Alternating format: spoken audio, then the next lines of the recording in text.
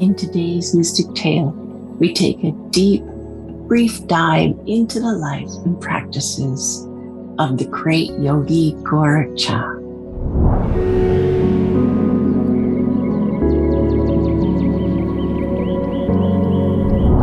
We continue with our teacher and student, and they are strolling along a wooded path.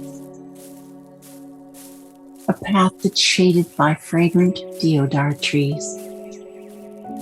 Now, the trail led them to a large, open, manicured park filled with fragrant flowers. The park's centerpiece was a still pool, and it was the setting for an exquisite marble pavilion. Like a pearl within an oyster, the pavilion and the majestic mountains behind were reflected in the still water. So teacher and student sought refuge within the cool interior of the building. Here, they would hold their afternoon session.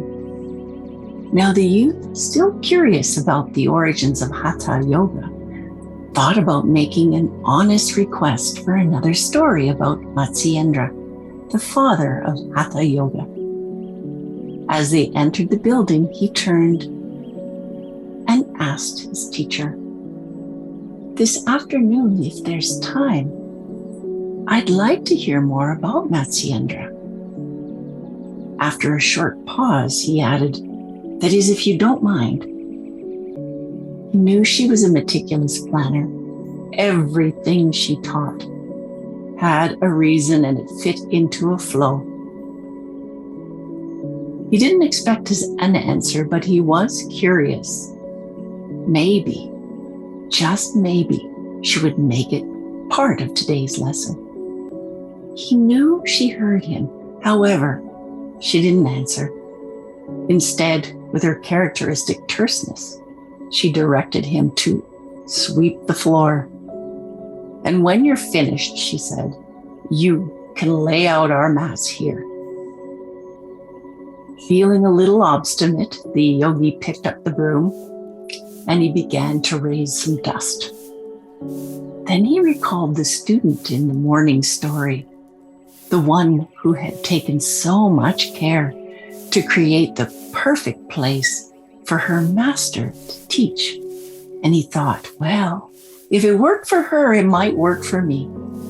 With that thought, he felt a surge of renewed enthusiasm for his task, and he set to work in earnest. He finished with time to spare, and then he thought fresh flowers might help. Knowing the gardener often had some prepared, he entered the room reserved for refreshments. Ah, yes, these are perfect. He picked up a crystal vase of fragrant blooms and carried them into the classroom. His teacher, seated on her mat, was obviously ready to begin. Ignoring the flowers for the bribe that they were, she instructed him, "Come into Mahamudrasana." She noted his slight hesitation, and so she explained, "You know, the physical asana." Then pausing for a moment to see if the clue was enough, she continued, "You're using the external seal of the foot along with Uddiyana and Jalandhara, Bandha. We use it for the practice of Pratyahara. It's a preliminary for meditation." Finally, a mental light dawned. He lifted his body and, stretching out his left leg in front, tucked his right foot up underneath against his perineum. And then, raising his arms, he extended his spine and inclined his belly and chest over his left thigh and grasped the toes of his left foot. He felt the light tap of her stick against his low back, and he heard the command, "Keep your back straight. Come up higher so you don't round your back." "Okay," she said, "you may take the lock at the throat. Get comfortable. You are going to stay here for a while." So you want another story? She said. You need discipline. You don't know what you need to know. The room was silent, with only the sound of his ujjayi breathing to fill it. Every student deserves to know about Goraksha, she said. Now, like you, as a student, he was wild and difficult to tame. It took a lot of patience on Matsyendra's part to tame him.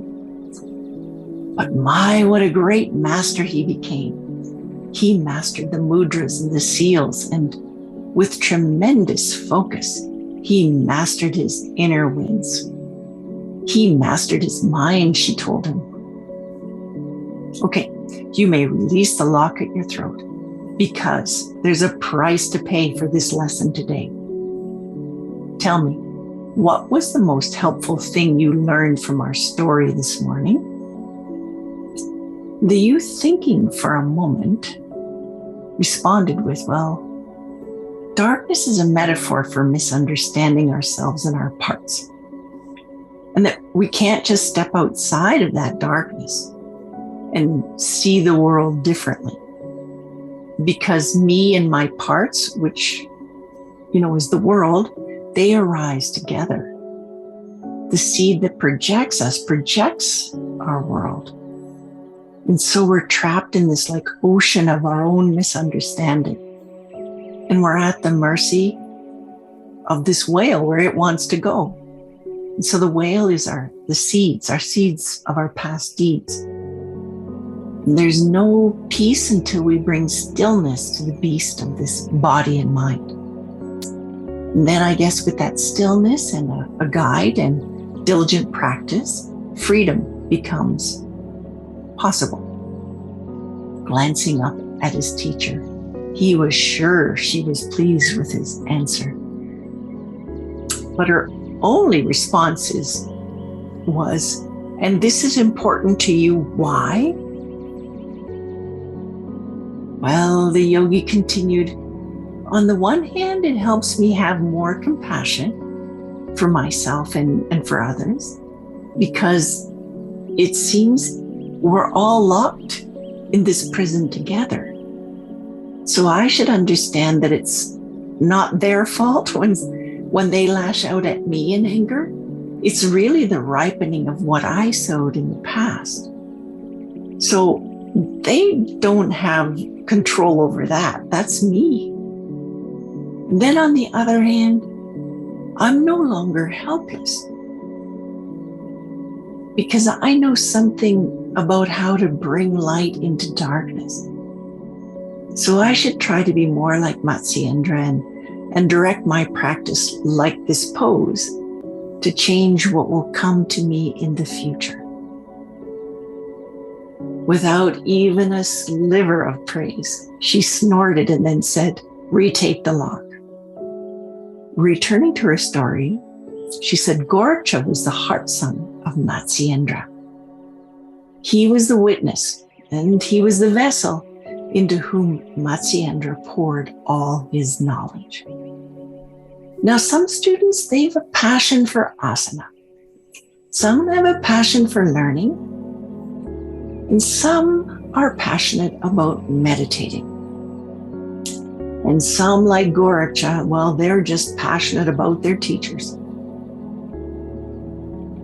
And that's not necessarily a bad thing, but if the student lacks wisdom, and Goraksha certainly did when he was young, there's a potential for danger. Then, fixing a strange look at the yogi, she said, a student should know that they are creating their teacher. The teacher they experience in every moment is coming from them. This is the wisdom of Matsyendra. The world is a mirror of what you say, think, and do. Passion can swiftly turn to hate for students who lack this deep understanding. We see this especially in students hoping to get something from their teachers. If they don't get what they want, passion turns to anger. Matsyendra saw this risk in Goraksha, but he also saw the possibility. He knew it was a high-stakes game. Students like Goraksha, when they learn, they push and they practice everything. It's all for the teacher's praise. She raised one eyebrow and said, I want you to remember that because I'm going to ask you to tell me about it later and how it relates to one of the tales of Goraksha's life. Then she instructed him to release the pose and switch to the other side. Thank goodness, the yogi thought, what a relief to release that right foot. Pins and needles were beginning to set in. He transitioned to the other side and tucked the left foot up underneath himself. She waited until he was fully aligned in the pose and she could hear his ujjayi breathing before resuming her story. So Matsyendra saw his potential, and he was willing to use Goraksha's need for recognition. So he took the risk. Now, Goraksha does everything for his teacher asks him to do. He internalizes what he's taught by studying hard, and he meditates on it, and he puts it into practice. He's like a scientist. He's careful and he's precise. He explores the effect of asana and pranayama and pratyahara on his mind, and vice versa. He is the perfect student. He even innovates new techniques to go deeper. And then once he's perfected what he's learned, he teaches others. Young yogi, you should be grateful. Without Goraksha and Matsyendra's hard work, and others like them, I would have very little to teach you today. What Goraksha taught was magnificent. We can ride his methods into the direct experience of a deeper reality. There are many paths to the same goal. Some go by foot, and some, like Goraksha, fly like a rocket. Goraksha wrote down much of the wisdom he passed on. So he's known as the first great teacher of Hatha Yoga. She smiled proudly as though she had taught Goraksha herself. Okay, let's go to the story of Goraksha's birth. Matsyendra by this time was famous throughout India and the Kingdom of Nepal. So in a dusty town in northern India, after an evening talk in a public park, a Brahmin approaches Matsyendra. They converse for a short while. Matsyendra can see the Brahmin wants something from him. So he says, "Is there anything I can do for you, sir?"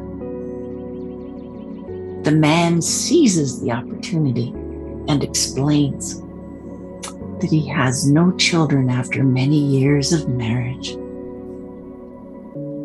Matsyendra can feel the loss and the hopelessness within the man.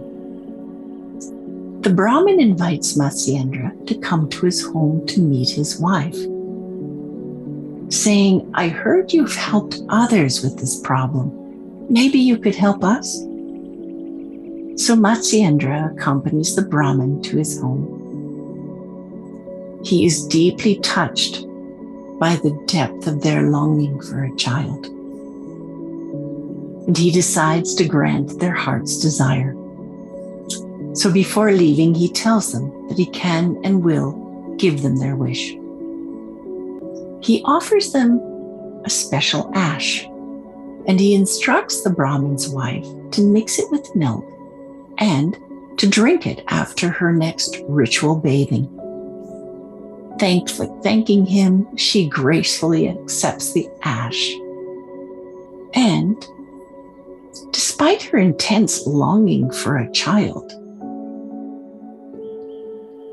the Brahmin's wife discards the ash. It's an unwanted gift, and she throws it into a pile of cow dung. behind her home. Now 12 years pass by and Matsyendra decides it's time to check on his child.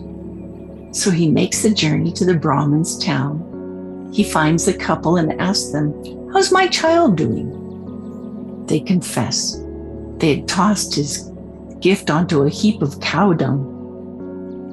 Well, Matsyendra's a little bit strange. He doesn't make a big deal of the seemingly very churlish behavior on their part at all. Instead, he turns and he walks to the pile of cow dung out the back, calling out, "Alak Niranjan, pure one who cannot be seen." And then, from this pile of cow poop comes this beautiful being. Seemingly, it arose with those words that he called out. Interrupting her story, she instructs the yogi to release the lock at his throat and switch the external lock at his perineum. But before you take the lock at your throat, I want you to tell me what you understand from this story so far. Unprepared to give any insights, the youth looked hopefully to his teacher. Maybe she'll continue without asking me anymore. Watching him closely, she stated, "Look, there's no right or wrong here, only your thoughts on the story." Hesitant, he says, "Well, it's kind of like Matsyendra's story in that it's too fantastic to be about his actual birth. It's more like a tale of transformation, isn't it? And maybe the tale is telling us something about what he transformed." She nodded and said, "Good, look a little deeper. Start with the parents." The student thinks for a moment and then says, "Well, maybe he transformed desire and dislike, wanting and not wanting, because there are a couple who want a child, but they don't want the gift that could produce the child. It's sort of like Matsyendra's story in that their minds are too dark to see what the gift is. They've been churned up by the same wheel of misunderstanding. Like they want something so badly that they're blind to the gift that they got. And then that gift turns into something that they don't want." So that could be one possibility, he says. Then maybe it's about pure and impure. The teacher raised her eyebrows. "Why do you say that?" "Well, I don't know really. I'm guessing. But I understand that the Brahmin culture, they seem to value purity. Like all the substances that you talk about in this story, they're all considered pure, right? And there's even an impure and pure time to drink the mixture that Matsyendra gives her. Like he tells her to drink it after her ritual bath, when she's pure. And plus, you said Matsyendra called him pure one. I think it's a pretty strange story. I don't know how anyone could consider cow dung to be pure." His teacher merely smiles a pleased smile and says, "You can take the lock at the throat again.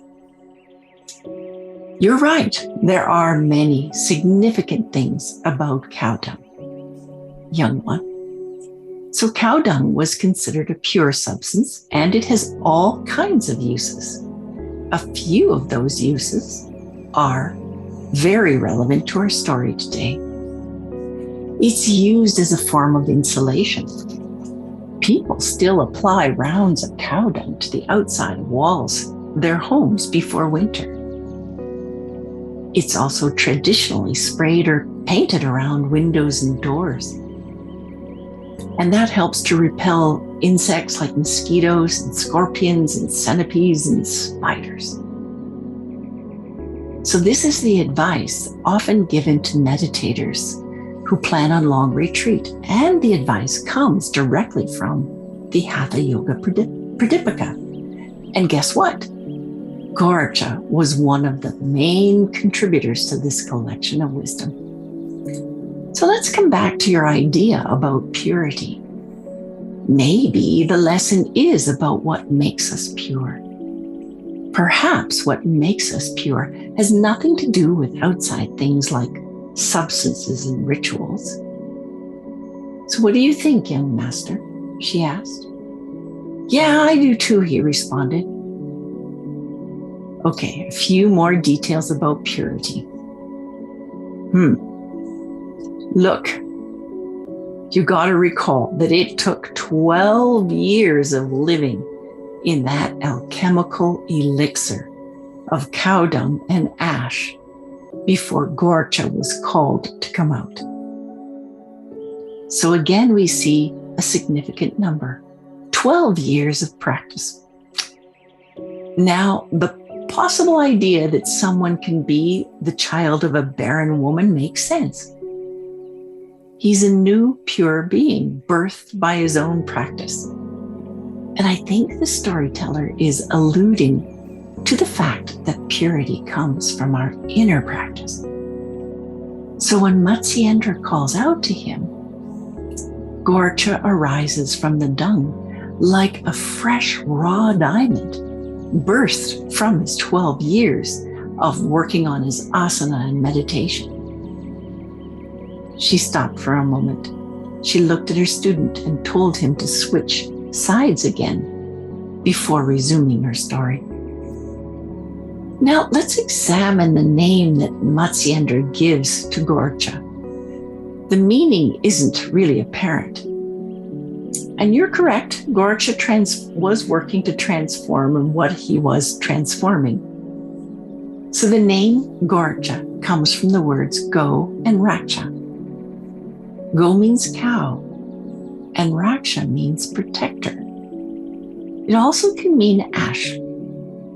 Taken together, these two words suggest cowherder. Now listen closely. Goraksha wrote many shlokas, and he explains his name in this one. It comes from his book called Advices on Meditating Upon the Ultimate Nature of the Winds. He says, I bow down to my teacher. Goraksha means the cowherd. And a cowherd cares for his cows, cares for them, and keeps them from ever drifting apart. They keep sun and moon from drifting apart, mixing them in a single song, for Goraksha is Rahula. Wondrous, he devours the sun. A yogi ties them tight to the backbone. He flies in one instant to the realm of reality. Indestructible they become, and crystalline like light. A being of emptiness, clear as diamond itself. They keep sun and moon from drifting apart, mixing them in a single song, for Goraksha is Rahula. Wondrous, he devours the sun. Okay, you can release the lock, young yogi, and explain the verse to me. So the youth spoke up, saying, Goraksha has been exploring his subtle body for like 12 years. He has literally been tending the wandering cows of his left and right channels. It's like he's tending the channels of the sun and the moon to gather them together into the central channel, called Rahula. Correct, says his teacher as she continues the lesson. Rahula refers to the historical idea that a dark planet was thought to devour the sun or moon during an eclipse. It refers to the fact that there's no wind in the central channel unless an adept practitioner brings those winds in. So Goraksha explains his name. He tells us, I control the movement of the two side channels, the Ida and Pingala. And through my yoga, I bring them together in the central channel. And I keep them together in ekarasa, in a single song. And by doing so, I achieve the diamond body. I become an angel who can help all beings. When he says, isn't it wondrous that he can devour the sun and moon, he's referring to like Hatha Yoga's ultimate goal. I think Goraksha is telling us he saw emptiness directly. Now let's go to our second story about Goraksha. I told you he was a passionate student, fiercely devoted to Matsyendra. So how do you think a student or a teacher softens a student who's become too intense? Should we even try? Looking at her student, she said, "You can answer." He responded with a, "I don't know." "Yes is the correct answer," she said, because a yogi who becomes too intense about the form, well, that yogi becomes dogmatic and forgets the meaning. So before continuing, she instructed, "Now you can switch sides and take the lock on the opposite side." So when a teacher finds a worthy student like Goraksha, someone with the potential to change the whole world, yet still a little too fiery and abrasive, the best way to balance this student's fierce love is to balance this student's love with service. So her student asked, "You mean like cleaning the floors and the jobs you give me to do here?" His teacher paused for a moment and said, "Well, every teacher carefully considers the service that a student needs to do. Some can handle a lot, and others, well, you need to start them off slowly." "Okay, let's get back to our story," she said. So Matsyendra tells his passionate student, "I need you to take care of a friend of mine. He is a prince, and he's hit a spot of bad luck. He was kidnapped, dragged to a forest, dismembered and left to die. His kidnappers left him lying in a bloody mess with no hands and no feet. I found him, I stopped his bleeding, and I gave him a practice to do.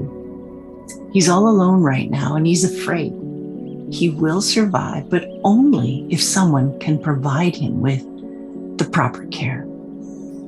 I've propped him up against the tree in the forest where the bandits left him. He was a little dazed and confused when I departed to find you, and I told him I would find someone and send them to care for him. I need you to be that person, Goraksha." So we know Goraksha's got a tough, long-term job ahead of him, because a prince without hands and feet is not a prince.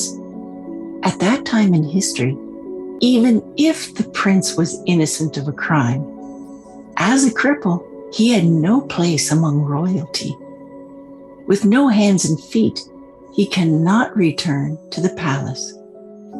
Matsyendra tells Goraksha, "You cannot leave him alone. The prince cannot perform the 4 basic functions of life: eating, drinking, sleeping, and pooping by himself. You will need to build him a house to keep him safe. You will need to attend to all his needs. He needs to be fed and he needs to be cleaned at least 3 times a day."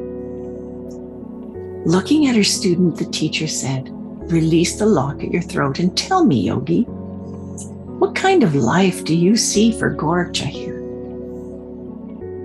"Oof, it looks bad," he replied. His face is twisted in a grimace. "Every day, 3 times a day, Goraksha must feed this guy who's either like totally wretched with fear or so pissed off. that he's mean and angry. Plus, he's a prince. He's used to bossing people around. I can see him getting just so nasty when it's time to have his bum cleaned. I mean, that job is all nasty by itself, let alone doing it for some royal dude who thinks he's better than you. I mean, I can't even imagine having someone clean my bum like a baby. So I think this guy could make Goraksha's life a living hell. And plus, he's used to living in a palace. Can you imagine him being satisfied with what Goraksha's going to build for him? Let's just say anything Goraksha makes, he's going to see it as a dump. I can almost hear him whining and complaining. Nope, you couldn't pay me enough to do that job. Honestly, if you want to know my take on this deal, well, my take is Goraksha just got sold into slavery. Smiling at her students' unexpected sense of horror regarding the service Goraksha was about to undertake, she said, "Slavery? Really? I think differently." She almost laughed aloud when she heard a snort of disbelief coming from her student. Instead, she commanded, "Yogi, you can switch to the opposite side." Consider, she said, what Goraksha has already accomplished. And then she cocked an eyebrow at him and said, "Yes, the mindful discipline of 12 years of retreat." And what did he say in his song?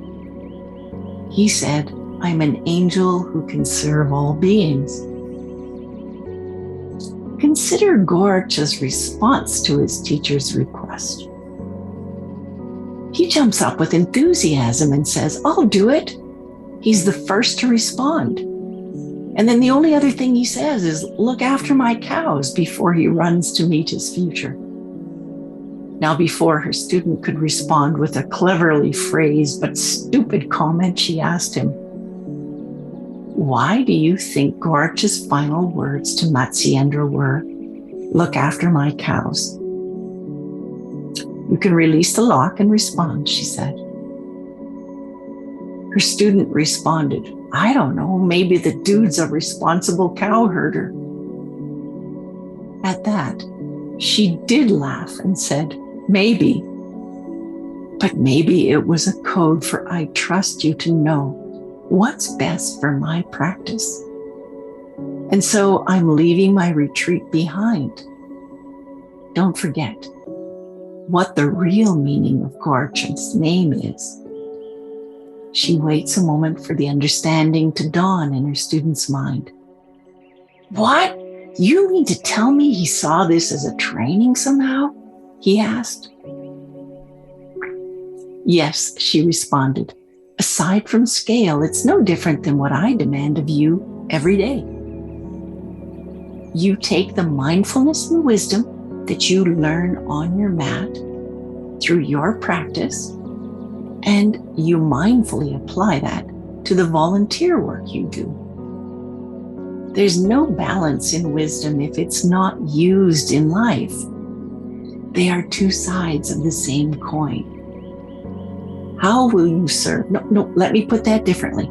How much joy you can bring to your service is how much wisdom comes back to this mat." I think, she said, Goraksha poured his wisdom and the love that he has for his teacher and all that mindfulness of 12 years in retreat. He pours it into the joyful focus of caring for his prince. And what do you think he sees when he looks at this helpless man? He sees the most incredible opportunity. Maybe he sees a challenge too, but Goraksha is a sword that cuts through ignorance. He didn't sit around in his cow dung hut all those years wondering if people thought he was a great meditator. You heard his song. His two side channels have mixed with his central channel. He sees the world as it is, he's reached the goal of yoga. Now the time he spends in the world, he uses it to finish off every negative emotion and seed for negative emotion that he has. So he applied himself to this outer work for 12 years, just as he did to his inner work. One day he returns to the hut where he lives with the prince. And can you guess what he sees? Oh my God, the prince has regrown his hands and feet. I know, I see that look on your face, his teacher says to him. You think it's too much. But what has the prince been doing every day for 12 years? I guess he hasn't been griping and complaining, has he? Remember, before Matsyendra left the prince, he gifted him with a practice. And he did that practice every day. The prince followed Matsyendra's instructions and he reached his goal. He too was herding his cows, and his new hands and feet were a byproduct of his practice. Even more incredible, the prince begins to levitate and fly in the air. He is so grateful to Goraksha, and now he has something to give to this amazing person. This person who has been so unbelievably kind to him for 12 years. He offers to teach Goraksha his practice. Now, Goraksha's response is interesting. He simply says, I have a teacher. There's a sense of completeness in that statement in a way. It's like he's saying, Matsyendra gave you to me as a practice. Now that work is done and I can return to my teacher. And perhaps Goraksha is far more pleased with the gift of his masterpiece, the prince himself. Now, no doubt Goraksha achieved the city to fly long ago. So what do you think, young yogi? Are there other lessons here that we can take from Goraksha's words? I already have a teacher. Oh, you can release the lock, but stay in the pose. Her student responded, well, maybe he's telling us that it's best to have one teacher and stay and go deep with the one teacher than to have many teachers around, around whom you spend some time, just a little time. Excellent, she said. It is a custom to take up one practice for your whole life. And it's better to do that than get many practices from many teachers and only practice them a little bit. So Goraksha returns to his heart teacher, Matsyendra. And Matsyendra gives him one final practice, the practice of Mahamudra. Yes, the pose that you've been doing, it's a physical form meant to help you arrive at the mental one. And Goraksha practiced. And from his practice, he attained a very high state. In his song of realization, Goraksha expresses his belief that no matter our social status, and regardless of what comes to us in time, everything in this life is possible to use to achieve our ultimate goal. There is no inherently negative or positive in any situation. A mind that sees everything that comes to us as a gift to our practice is like a sword that cuts through the most difficult, negative emotions. And that's the magic and wisdom of Goraksha. He understands that rather than to act to change the outer world, we must change how we look at it. And to change how we look at it, we must create the causes. The world is indeed coming from us. 12 years of lowly service could have been hell, but it was heaven for Goraksha. Okay, now let's focus on this pose. I've used it here not because it's attributed to Goraksha, but because he used the seals and mudras to gain control over his inner winds and passions. He used it to overcome his strong desires. Watching her student, she said, "Let me see you take the lock of Jalandhara once again. Close your eyes and focus on the Vishuddha chakra. Imagine you are breathing out and in through this place. We are working with Udana Vayu. See the Vayu as you exhale and inhale through the chakra. When we purify this wind, we eliminate the negative emotion of desire and addiction. Immersed in seeing the world as we project it, our minds stop grasping for what doesn't exist. We perfectly discriminate the nature of things as they are and as they appear to be. This is code for saying we know something's ultimate nature and its deceptive nature. And by eliminating the negative emotion of desire and addiction, well, then the wisdom of discrimination can shine forth. And when we develop our awareness of the ultimate nature of all things, we have this clarity of limitless light, which is entirely free from confusion. We are like the sun's light. We illuminate everything because we see everything as it is. Think about what you learned from Goraksha today. I want you to whisper to yourself. Whisper that wisdom to yourself, she commands. Softly he whispers, "I will herd my cows." Feeling a sense of exasperation, she rolled her eyes. Oh my, he's always the clown. Then her student redeemed himself with, "There's no good, bad, ugly, beautiful, stinky, pleasant in anything. I put them there. I put the joy in what I do. When I believe there's something desirable inside something, I've lost my cow called Ida. And when I can't get what I want, then my cow called Pingala starts wandering." She shook her head, and again she said in a droll voice, "Let's just release the pose, shall we? And tell me, before the cows went wandering, how was your focus?" Thinking about the question for a moment, the youth became still and silent. Finally, he said, "I was agitated like I wanted to get out of the pose. And then after I took the lock and I stabilized, I started to enjoy myself again." "Good," she said. "Now you have an external tool to help you fight your internal emotions. Think of Goraksha, think of the Vishuddha chakra, see red, and think of discriminating wisdom. A being like Goraksha sees both ultimate and deceptive reality simultaneously.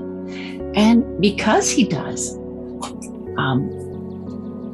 he sees that seeds control everything.